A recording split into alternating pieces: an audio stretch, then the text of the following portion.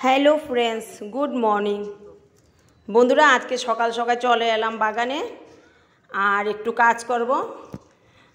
দেখো, কলমির গাছগুলি মানে কলমির শাকগুলি যে জায়গায় লাগিয়েছি তার পাশের খণ্ডটায় ডাঁটাগুলি ছিল, ডাঁটাগুলি তুলে খাওয়া হয়ে গেছে। এখন অল্প কিছু শাক রয়েছে, এগুলি আর খাবো না, তো এগুলি তুলে নিচ্ছি, তুলে জায়গাটা পরিষ্কার করে নিচ্ছি। আর এদিকে তোমাদের দাদাভাই লাউ গাছটা কেটে ফেলছে। তো অনেক দিন লাউয়ের ডুগা খেলাম, খুবই কষ্ট লাগছে। কি করা যাবে, এই লাউ গাছটা রাখলে আর কোনো কিছু লাগানো যাবে না, একদম অন্ধকার হয়ে আছে আর কোনো কিছু লাগানো যাচ্ছে না। তো অনেক কষ্ট হয়েছে গাছটা কাটতে, একদম চারিদিকে ঘিরে আছে গাছে। তো তোমাদের দাদাভাই আস্তে আস্তে সেগুলো কেটে নিল। আর প্রচুর ডুগা হয়েছে, কয়েকটা ডুগা গড়ে নিলাম আর বাকিগুলি ফেলে দিয়েছি। দেখো, অনেকগুলি ডুগা হয়েছে, এগুলি আর নেওয়া যাবে না, এগুলি কিচেন ওয়েস্টের সাথে রেখে দেব। আর দেখো, জায়গাটা একদম পরিষ্কার হয়ে গেছে, সবটা জায়গায় রোদ লাগছে, এবার কিছু লাগাতে পারবো। কালকের কিছু ডাল আছে আর নিরামিষ চচ্চড়ি করছি, মানে নিরামিষ গ্যাট করছি।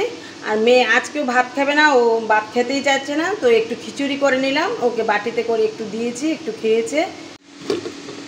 এই যে খিচুড়ি করলাম আর সাথে দিয়েছি বেগুন ভাজা আর দিলাম লেবু। আর এখানে ঘ্যাট হচ্ছে, এই যে সব সবজি দিয়ে একটা ঘ্যাট করলাম। আর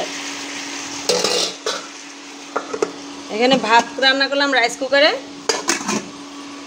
তো তোমাদের দাদাভাই ভাত খাবে, ও খিচুড়ি খাবে না, তো ওর জন্য ভাত নামিয়ে ছেলেও ভাত খাবে আর আমি খিচুড়ি খেয়ে নেব। আমার খিচুড়ি ঘ্যাট খুবই প্রিয়, খিচুড়ি খেয়ে নেব। তো খেয়ে টেয়ে তারপর একটু স্নান করব, খুবই অসুস্থ লাগছে শরীরটা, স্নান করে একটু বিশ্রাম করবো, তারপর বাগানে যাব। তো বন্ধুরা, বিকাল হয়ে গেছে, চলে এলাম আমার বাগানে। আর গাছগুলি একদম শুকিয়ে রয়েছে, কলমি গাছগুলি তো একদম হেলে পড়ে গেছে। একটু জল দিয়ে দেবো, একটু না ভালো করে ভিজিয়ে দিয়ে দেব। আর বেগুন গাছটার অবস্থা দেখো, একদম কাহিল হয়ে গেছে। আগে কত বড় বড় বেগুন হতো, এখন একদম ছোট ছোট হয়ে গেছে, নাকি পুরান হয়ে গেছে তাই এরকম বুঝতে পারছি না। দেখি বৃষ্টি হোক, না হলে গাছটা তুলে নতুন গাছ লাগাবো। আর দেখো, জল দেবার সাথে সাথে শুকিয়ে যাচ্ছে, তো জল দিয়ে ওই সাইডে চলে যাব।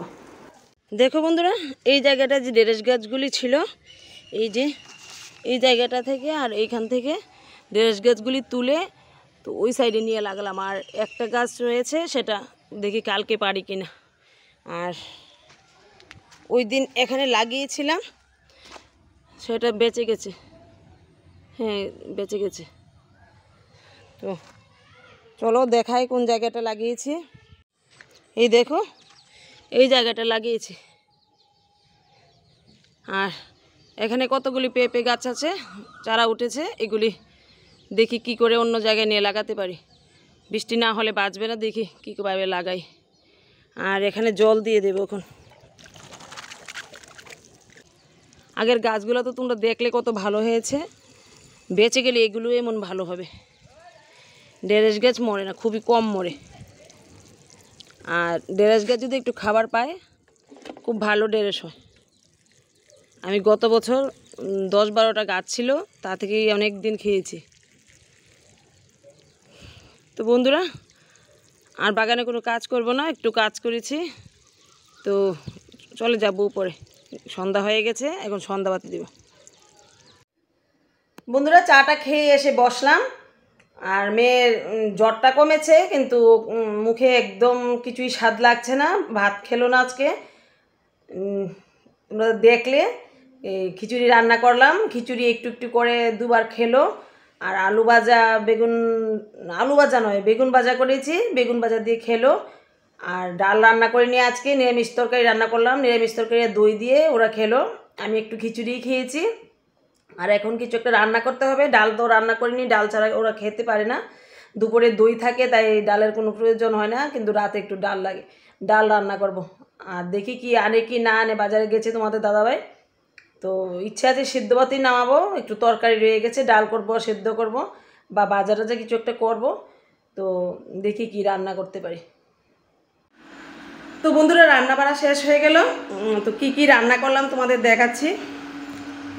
এই যে এখানে দুপুরের নিরামিষ তরকারি আছে, আর এখানে বেগুন টমেটো দিয়ে একটু পেঁয়াজ দিয়ে একটু ভর্তা করলাম, সেদ্ধ করে ভর্তা করলাম, আর সাথে কাঁচা তেল দিয়েছি।